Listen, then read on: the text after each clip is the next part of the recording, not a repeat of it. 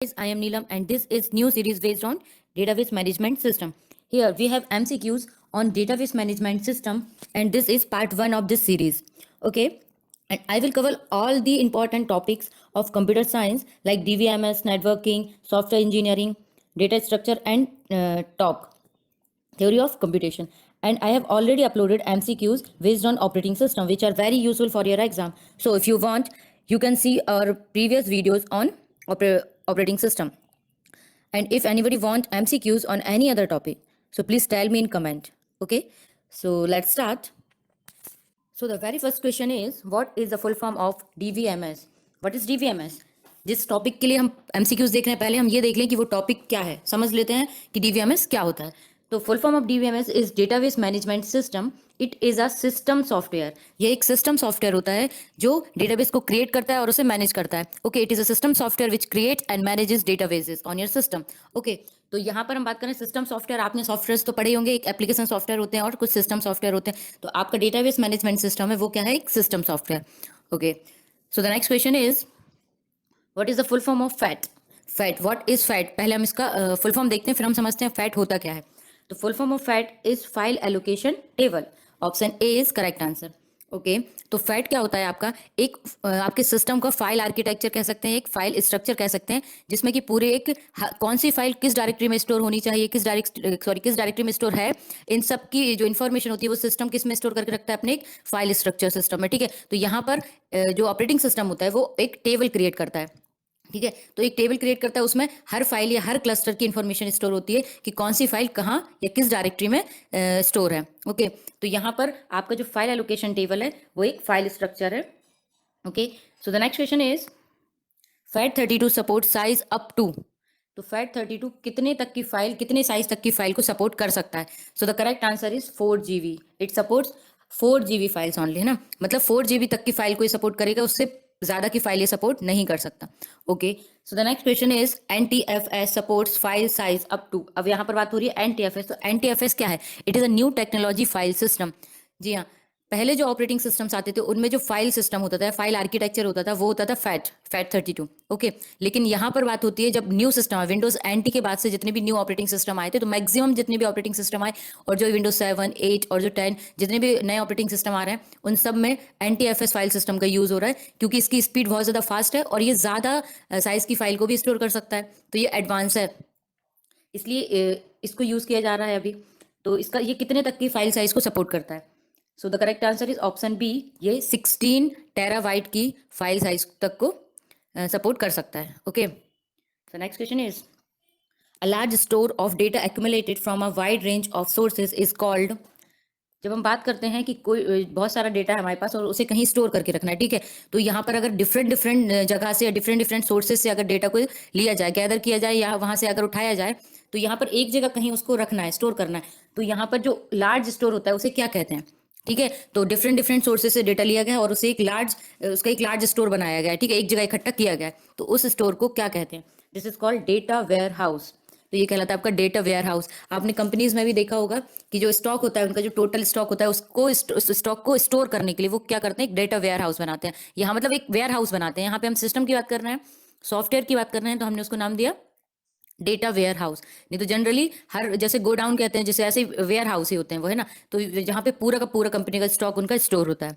Okay, so the next question is, the tool which is used to extract data and information from the data warehouse. Okay, तो देखिए अभी हमने बात की stock की, जो लार्ज अमाउंट ऑफ स्टॉक होता है वो कहाँ स्टोर होता है? आपका डेटा वेयर हाउस में. लेकिन उसमें से जो इन्फॉर्मेशन या जो डेटा है जो किसी पर्टिकुलर यूजर के लिए जो नेसेसरी है वो एक्सट्रैक्ट करना, तो वो किस टूल का काम होता है? एक टूल होता है जो डेटा वेयर हाउस से कुछ इन्फॉर्मेशन या कुछ डेटा को एक्सट्रैक्ट करता है किसी पर्टिकुलर यूजर के लिए. ठीक है, तो यहाँ पर जो टूल होता है वो कहलाता है आपका डेटा माइनिंग. माइन करना मतलब एक्सट्रैक्ट करना ना, यहाँ पर बात हो रही है, तो वो होता है आपका सिस्टम में, उसे कहते हैं डेटा माइनिंग, क्योंकि यहाँ पर डेटा की माइनिंग हो रही है. ठीक है, हमारे पास लार्ज अमाउंट ऑफ डेटा है हमारे डेटा वेयर हाउस में और उससे हमें कुछ इन्फॉर्मेशन या डेटा को एक्सट्रैक्ट करना है, तो वो टूल आपका कहलाता है data mining. Okay, so the next question, duplication of data eight several places is called. अब डुप्लीकेशन ऑफ डेटा क्या होता है? डुप्लीकेशन मतलब रिपीटेशन या copy of, xerox of data. एक ही टाइप का डेटा या उसकी कॉपी बहुत सारी जगह पे स्टोर है.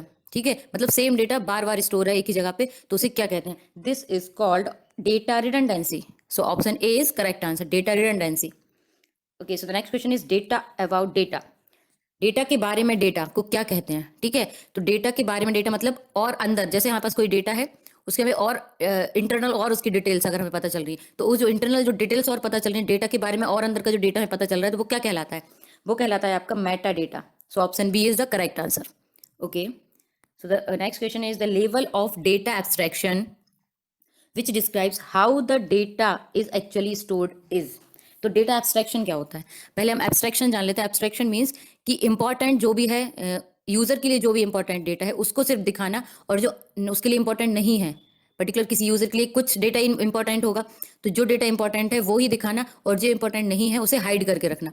ठीक है, तो यहाँ पर जैसे हम किसी भी मशीन की बात कर लेते हैं, तो मशीन में, या जैसे हम अगर एक फैन की बात करते हैं, ठीक है, तो फैन में उसका स्विच हमें पता होना चाहिए कि वो किस स्विच से ऑन होगा और वो हवा दे रहा है. ठीक है, उसका बाहर का हमें आर्किटेक्चर समझ में आ गया कि हवा देता है, कैसे चलता है, हमने ऑन कर लिया. लेकिन उसके अंदर की जो सर्किटरी है वो कैसी है, उसमें क्या हो रहा है, उसमें कौन सी मशीन लगी है, क्या लगा है, ये हमें पता नहीं है, क्योंकि उसके लिए हमें ज़रूरी नहीं है. हमें हवा चाहिए, उसके लिए हम स्विच ऑन करेंगे और हमें हवा मिलेगी. ठीक है, तो ये एक एग्जाम्पल था एब्स्ट्रैक्शन का, जैसे कि जो इंटरनल जो भी डिटेल्स है वो यूज़र को पता नहीं होती है. हर यूजर की रिक्वायरमेंट अलग अलग हो सकती है, तो हर यूजर के लिए जो डेटा है, जो इन्फॉर्मेशन है वो अलग अलग होगी. ठीक है, किसी यूजर के लिए कोई पर्टिकुलर चीज़ इंपॉर्टेंट होगी, किसी दूसरे के लिए वो पर्टिकुलर इंपॉर्टेंट नहीं होगी. तो जिस पर्टिकुलर यूजर के लिए एक कोई पर्टिकुलर इन्फॉर्मेशन है, कोई डेटा इन्फॉर्मेशन है, तो वो ही सिर्फ उसे दिखाया जाएगा, और जो इसके लिए ज़रूरी नहीं है वो क्या हो जाएगा? हाइड हो जाएगा. तो यहाँ पर एब्स्ट्रैक्शन की बात हो रही है. फिर the level of data abstraction which describes how the data is actually stored, मतलब डेटा कैसे स्टोर है आपके सिस्टम में, ये कौन सा लेवल डिस्क्राइब करता है? So the correct answer is physical level. Okay, तो फिजिकल लेवल ये डिस्क्राइब करता है कि डेटा कैसे स्टोर है आपके सिस्टम में. ठीक है, so the next question is what is the full form of DBA. तो full form of DBA is database administrator. तो डीबीए क्या होता है? यहाँ पर आपका जो डेटाबेस मैनेजमेंट सिस्टम है, उसमें जो डेटाबेस है, अब उनको मैनेज करना, उनको क्रिएट करना किसी एक पर्सन के हाथ में तो होगा ही ना, क्योंकि अगर कोई एक उसे हैंडल नहीं करेगा, जो एडमिनिस्ट्रेटर होता है वो उसे हैंडल नहीं करेगा, तो मतलब उसे मैनेज करना जरूरी है ना. अब यहाँ पर एक बंदा जो डेटाबेस को मैनेज कर रहा है वो कहलाता है आपका डेटाबेस एडमिनिस्ट्रेटर. मतलब उसमें लॉग इन करना, उसमें कोई चेंजेस करना, वो सारे काम कौन करेगा? आपका database administrator. Okay, so the next question is the file is a collection of all related. तो फाइल क्या है? Collection of all related records. यहाँ पर हम बात कर रहे हैं फाइल की. File is a collection of all related data या all related information, all related records. ठीक है, तो यहाँ पर जब भी हमारे पास जो रिलेटेड डेटा होता है उसे हम एक जगह इकट्ठा करते हैं, एक जगह स्टोर करते हैं, और उसे हम एक फाइल का नाम देते हैं. जैसे यहाँ पर हर अलग अलग टाइप का डेटा होता है, और हर डेटा अपने अपने टाइप की फाइल में स्टोर होता है. ठीक है, जैसे हम फॉर एग्जांपल अगर हम देखते हैं कि हमारे पास एक्सेल की फाइल है, एक्सेल की फाइल है, पावर पॉइंट की फाइल है, या फिर वर्ड की फाइल है, तो इन सब का जो फाइल बनेगी, जो लास्ट में इनका एक्सटेंशन डिसाइड करता है ना कि ये किस टाइप की फाइल है ना.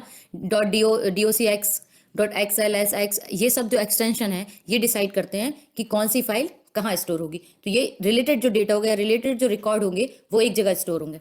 Okay, so the next question is data are. Data क्या है? तो data is a raw facts and figures. Raw facts मतलब जो जनरल, जो बेसिक जो हमें डेटा मिलता है, या रॉ फैक्ट्स या फिगर्स मिलते हैं, जिसे हम कहते हैं डेटा. फिर आपकी जो इन्फॉर्मेशन होती है वो होती है आपकी कि किसी पर्टिकुलर यूजर के लिए, किसी पर्टिकुलर यूजर के लिए कोई डेटा इंपॉर्टेंट है या जरूरी है ना, तो वो होता है उसके लिए, उस पर्टिकुलर यूजर के लिए वो इन्फॉर्मेशन हो जाता है. ठीक है, नहीं तो आपका जो डेटा है वो होता है आपका raw facts and figures. Okay, so आज के वीडियो में बस इतना ही दोस्तों, और अगर आपको कोई डाउट हो तो आप मुझे कमेंट करके पूछ सकते हैं. अगर आपको किसी दूसरे टॉपिक पर एमसीक्यूज चाहिए हैं तो आप वो भी कमेंट कर सकते हैं. तो प्लीज़ आपको जो भी प्रॉब्लम है या जो भी क्वेरी है तो कमेंट करके ज़रूर पूछिए. और आज का वीडियो देखने के लिए बहुत बहुत धन्यवाद. Thank you.